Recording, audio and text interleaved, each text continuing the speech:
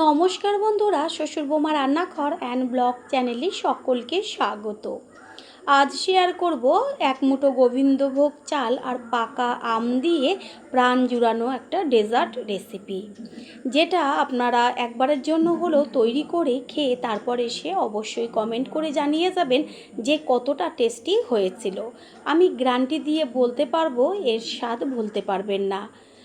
তাহলে কি করে তৈরি করব সেটাই দেখে নেওয়া যাক। এখানে একটা মাঝারি সাইজের বাটির মধ্যে আমি নিয়েছি এক মুঠো গোবিন্দভোগ চাল। এবার চালের মধ্যে জল দিয়ে 1 ঘন্টা মতন ভিজিয়ে রাখবো। এখানে আমি আগের থেকে 1.5 লিটার দুধকে জাল দিয়ে একদম ঘন করে 1 লিটারের কমও প্রায় 750 মতন দুধটাকে জাল দিয়ে নিয়েছি। ওপরে কত মোটা সর পড়েছে সেটা তো দেখাই যাচ্ছে। এবার আমি সরগুলোকে চামচের সাহায্যে একটা অন্য বাটির মধ্যে তুলে রাখবো। সমস্ত দুধের থেকে সরটাকে আমি আলাদা করে নিচ্ছি। এরকমভাবে ঘন করে জাল দিয়ে সরটাকে তুলে নিতে হবে। আর এই সর আমি এমনভাবে ব্যবহার করব, এত টেস্টি হবে খেতে, যেটা নাকি খাওয়ার পরই বুঝতে পারবেন।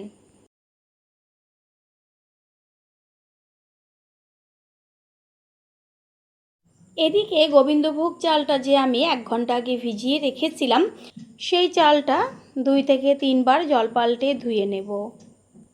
চাল ধুয়ে জলটা ছেঁকে রেখেছি। এবার এখানে মিক্সিং জারের মধ্যে সম্পূর্ণ চালটা দিয়ে দেব। বেশি চাল ব্যবহারের দরকার নেই, দুধের পরিমাণ অনুযায়ী চালটা ব্যবহার করতে হবে। এর মধ্যে দিয়ে দিচ্ছি ওই যে দুধের সরটা তুলে রেখেছিলাম, সেই সর সম্পূর্ণটা দিয়ে দেব। তারপর দিয়ে দেব বাদাম। এইখানে আমি চিনেবাদাম ব্যবহার করেছি, হাতের কাছে কাজু বাদাম থাকলে সেটা অবশ্যই দিতে পারেন। ভালো করে পেস্ট করে নিয়ে ফিরে এসেছি। জল ছাড়া পেস্ট করে নিয়েছি। বেশি জল একদমই দেবেন না এর মধ্যে, যদি সামান্য চালের মধ্যে একটু জল দিতে হয় দেবেন। আর যেহেতু দুধের সর দিয়েছি সেই কারণে আর জল ব্যবহার করিনি।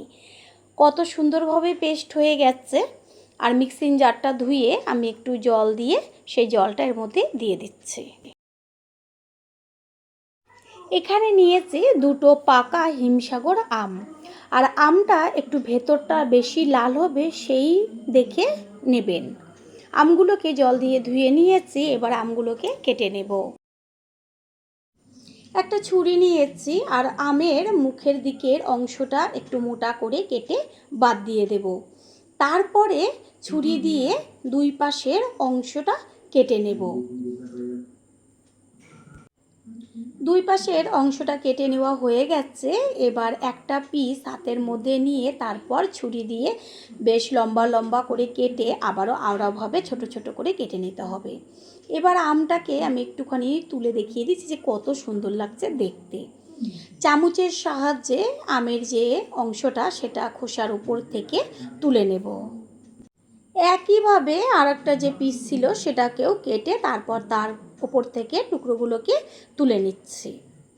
দুটো আমি সুন্দরভাবে কেটে নিয়ে তার যে অংশটা সেটা একটা পাত্রের মধ্যে রেখেছি। মিক্সিং জারের মধ্যে প্রথমে যে চাল পেস্ট করে নিয়েছিলাম ওইটার মধ্যেই দিয়ে দিচ্ছি আমের পিসগুলো। অর্ধেকটা আমি ব্যবহার করব আর অর্ধেকটা রেখে দেব, পরে লাগবে। পেস্ট করে নিয়ে এসেছি। কালারটা দেখা যাচ্ছে কত সুন্দর এসছে। এই কারণেই একটু পাকা টাইপের আম নিতে হবে। এইখানে আমি যেই দুধটা জাল দিয়ে রেখেছিলাম আগের থেকে, আর সরটা তো তুলে নিয়ে এসেছি, এবার সম্পূর্ণ দুধটা দিয়ে দেব। কত ঘন একদম দুধটা হয়ে গেছে, যেন মনে হচ্ছে ক্ষীর। ঠিক এরকম ঘন করে দুধটা জাল দিতে হবে। আর বেশ একটু দুধের পরিমাণটা বেশি হলে তাহলে খেতেও লাগবে সেই টেস্টি। 1.5 লিটার দুধের জন্য আমি 1 মুঠ গোবিন্দভোগ চাল নিয়েছি। সেই বুঝে আপনারা চালটা কম বেশি ব্যবহার করবেন।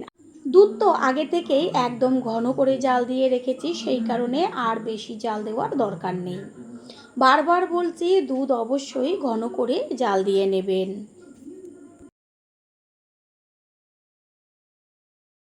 পুরনো বন্ধুদের সবসময় আমাদের পাশে এইভাবে ভালোবেসে থেকে এগিয়ে নিয়ে যাবার জন্য অনেক অনেক ভালোবাসা। আর দুধ জাল দেব না, কারণ এইটা এর থেকে বেশি জাল দিলে একদম ক্ষীর হয়ে যাবে। এইখানে যে চাল, বাদাম আর দুধের সর পেস্ট করে রেখেছিলাম, এবার সেই পেস্টটা আস্তে আস্তে দুধের মধ্যে ঢেলে দেব। গ্যাসের ফ্লেম একদম লোতে রেখে তারপরে প্রথমে অর্ধেকটা দেব, একেবারে সম্পূর্ণটা দেবেন না, তাহলে একদম দলা দলা হয়ে যাবে। সেই কারণে অল্প অল্প দিয়ে হাতা দিয়ে সাথে সাথে দুধের সাথে মিশিয়ে নিয়ে আবারও কিছুটা অংশ দিতে হবে। পাকা আম দিয়ে বা গোবিন্দভোগ চাল দিয়ে তো অনেক রকম রেসিপি তৈরি করে খেয়েছেন। একবার এই অতিরিক্ত গরমে পাকা আম থাকতে থাকতে এই রেসিপিটি তৈরি করুন, দেখবেন এত তৃপ্তি সহকারে খাবেন যেটা প্রতিদিনই খেতে মন চাইবে।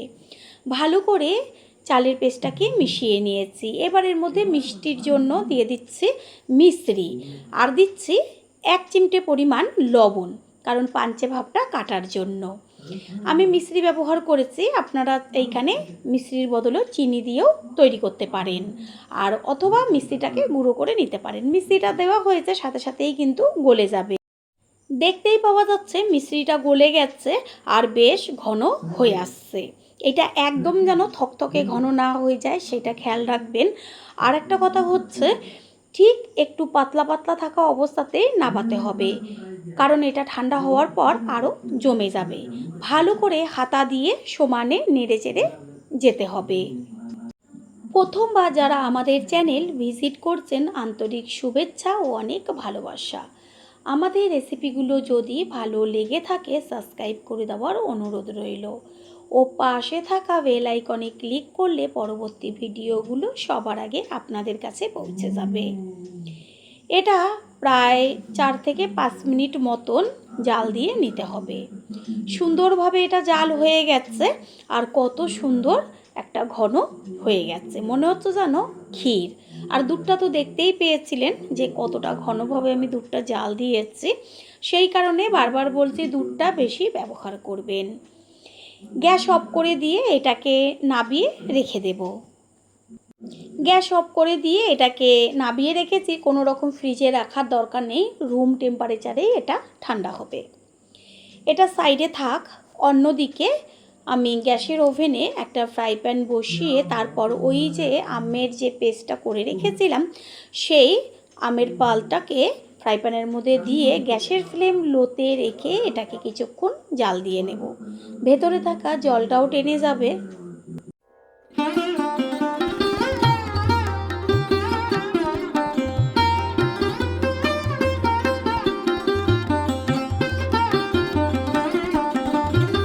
আমের পালটার থেকে সমস্ত জলটা টেনে গেছে, গ্যাস অফ করে দিয়েছি।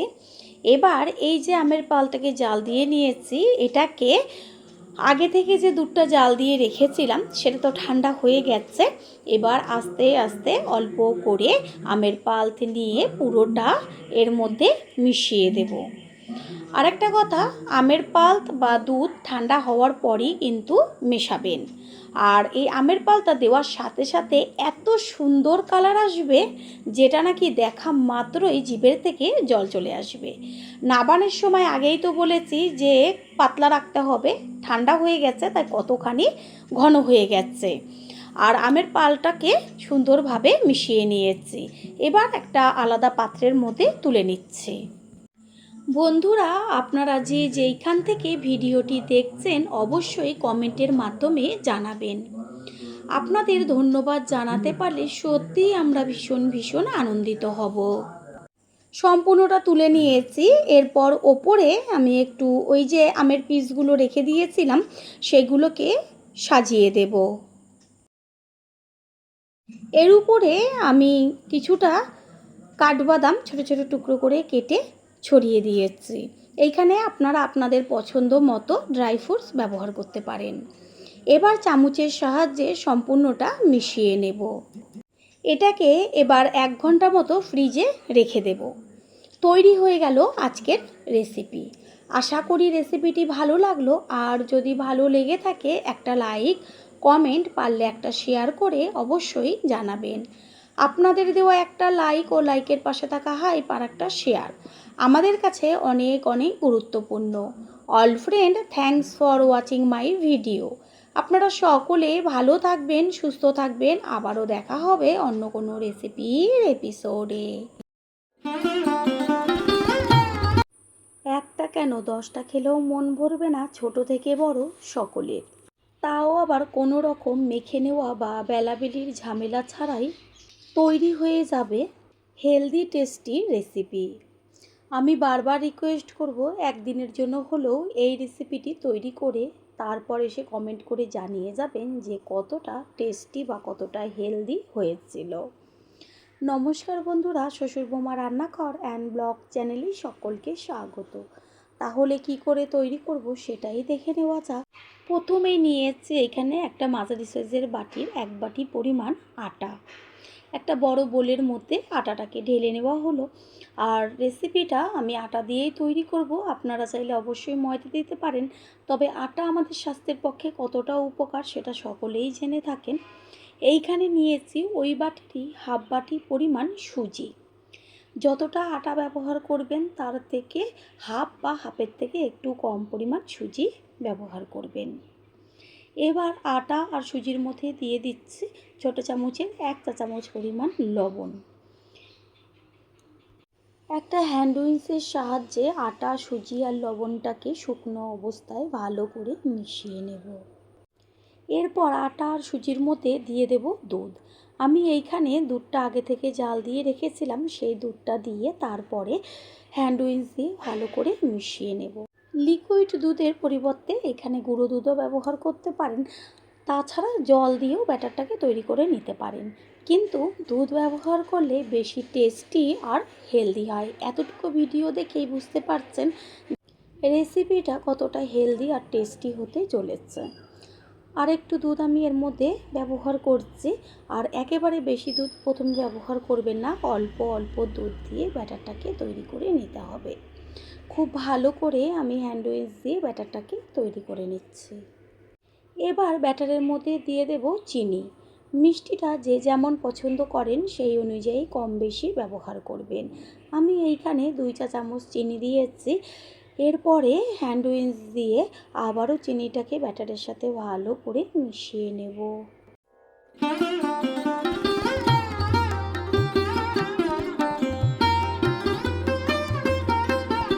ব্যাটারের মধ্যে দেব একটা কাঁচা ডিম ভেঙে। ডিমটা কম বেশি আপনারা নিজেদের পছন্দ মতন ব্যবহার করবেন ব্যাটারের পরিমাণ অনুযায়ী।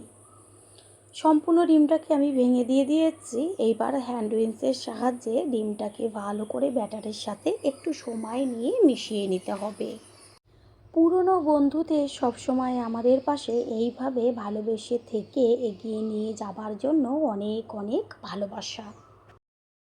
যেহেতু ব্যাটারের মধ্যে সুজি ব্যবহার করেছি সেই কারণে আমি একটা ঢাকনা চাপা দিয়ে 30 মিনিট রেস্টে রেখে দেব।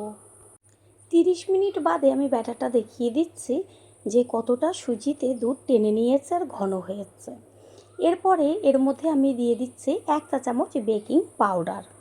আমি এর মধ্যে আরও 1 কাপ পরিমাণ দুধ ব্যবহার করেছি।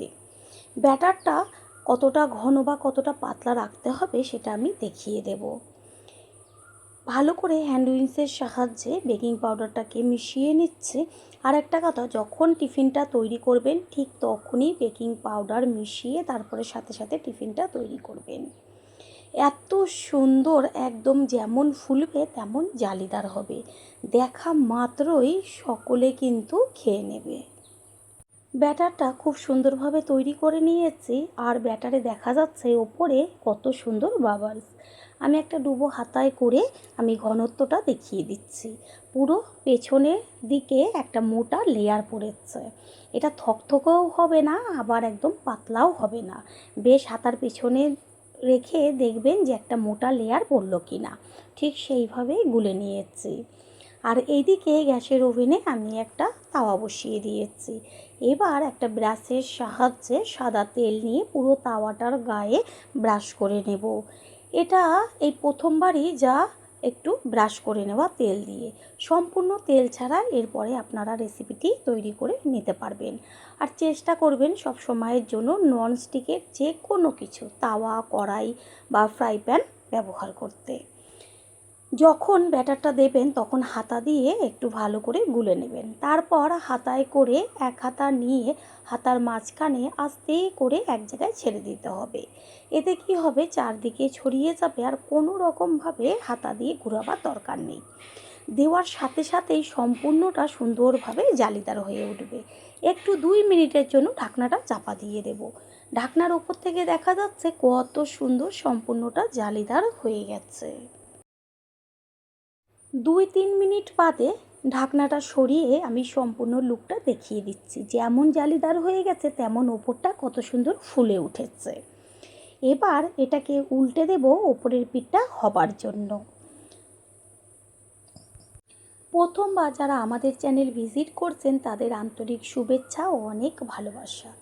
আমাদের রেসিপিগুলো যদি ভালো লেগে থাকে সাবস্ক্রাইব করে দেওয়ার অনুরোধ রইল ও পাশে থাকা বেল আইকনে ক্লিক করলে পরবর্তী ভিডিওগুলো সবার আগে আপনাদের কাছেই পৌঁছে যাবে। দুই দিকেরই কালারটা কত সুন্দর এসছে। এবার এটা সম্পূর্ণ হয়ে গেছে, এটাকে তুলে নেব।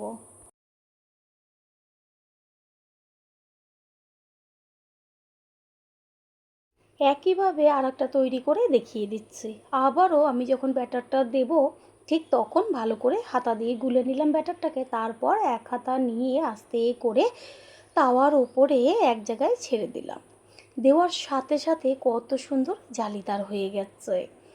আমি ব্যাটারটা দেওয়ার আগে আর কোনো রকম তেল ব্রাশ করিনি। আপনারা চাইলে অবশ্যই তেল বা ঘিও ব্যবহার করতে পারেন টেস্টের জন্য। তবে সম্পূর্ণ তেল ছাড়াই আমি রেসিপিটি তৈরি করব। 2 মিনিট মতন ঢাকনা চাপা দেওয়া রয়েছে আর 2 মিনিট বাদে ঢাকনাটা সরিয়ে দিয়ে দেখিয়ে দিচ্ছি যে কত সুন্দর একই রকমভাবে ফুলে উঠেছে আর জালিদার হয়েছে। বন্ধুরা, আপনারা যে যেইখান থেকে রেসিপিটি দেখছেন অবশ্যই কমেন্টের মাধ্যমে জানাবেন। আপনাদের ধন্যবাদ জানাতে পারলে সত্যিই আমরা ভীষণ ভীষণ আনন্দিত হব। দুই পিঠই খুব সুন্দরভাবে ভেজে নেওয়া হয়ে গেছে। এবার এটাকে তুলে একইভাবে রেখে দেব। একইভাবে সবগুলো তৈরি করে নিয়ে ফিরে আসছি। তৈরি হয়ে গেল আজকের হেলদি টেস্টি রেসিপি। আমি টিফিনগুলোই এক হাত দিয়ে ছিঁড়ে দেখিয়ে দিচ্ছি যে কত সুন্দর নরম তুলতুলে আর জালিদার হয়েছে। মুখে দেওয়া মাত্রই একদম গলে যাবে। আশা করি রেসিপিটি ভালো লাগলো। আর যদি ভালো লেগে থাকে একটা লাইক, কমেন্ট, পারলে একটা শেয়ার করে অবশ্যই জানাবেন। আপনাদের দেওয়া একটা লাইক ও লাইকের পাশে থাকা হাইপ আর একটা শেয়ার আমাদের কাছে অনেক অনেক গুরুত্বপূর্ণ। All friend, thanks for watching my video. আপনারা সকলে ভালো থাকবেন, সুস্থ থাকবেন। আবারও দেখা হবে অন্য কোনো রেসিপির এপিসোডে।